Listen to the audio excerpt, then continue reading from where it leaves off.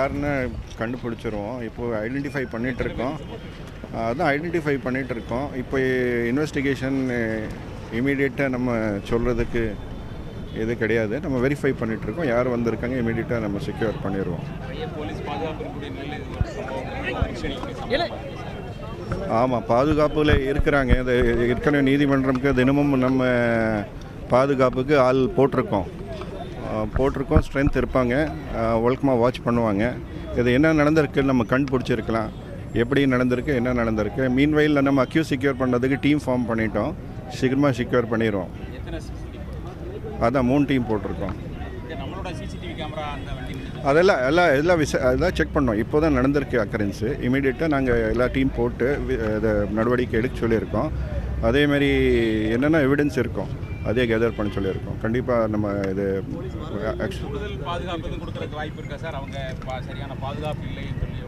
ஆமாம். ஸோ என்ன பாதுகாப்பு கொடுத்துருக்காங்க, திரும்பி ஆடிட் எடுப்போம்.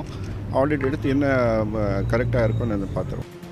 பாளையங்கோட்டை நீதிமன்றம் அருகே வழக்கு ஒன்றிற்காக ஆஜராக வந்த நபர் வெட்டி கொலை செய்யப்பட்டிருக்கிறார். இது தொடர்பாக 3 பேர் கைது செய்யப்பட்டிருக்கிறார்கள். அது தொடர்பான விவரங்களை காவல்துறை உயர் அதிகாரி வழங்கினார். இந்த சம்பவம் தொடர்பான மேலதிக தகவல்களோடு எமது செய்தியாளர் அறிவரசு இணைந்திருக்கிறார். அறிவரசு, கொலை செய்யப்பட்டவருக்கும் தற்போது கைது செய்யப்பட்டிருப்பவர்களுக்கும் இருக்கக்கூடிய தொடர்பு என்ன? எதனால் இந்த நபர் கொலை செய்யப்பட்டிருக்கிறார்? முதற்கட்ட விசாரணையில என்னென்ன தகவல்கள் கிடைக்கப்பட்டிருக்கு? அதாவது திருநெல்வேலி அருகே உள்ள கீழநத்தம் மேலூரை சார்ந்தவர் மாயாண்டி.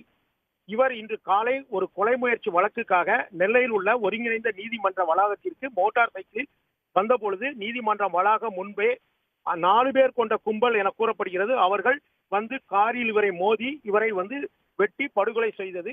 இது சம்பந்தமாக உடனடியாக காவல்துறையினர் 3 தனிப்படைகளை அமைத்து தற்பொழுது விசாரணை நடத்தி 3 பேரை கைது செய்துள்ளனர்.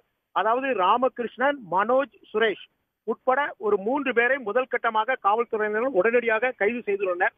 அதாவது இந்த கொலையானது கிட்டத்தட்ட ஒரு பழிக்கு பழியாகவே நடந்துள்ளது. முதற்கட்ட விசாரணையில் தெரிய வந்துள்ளது.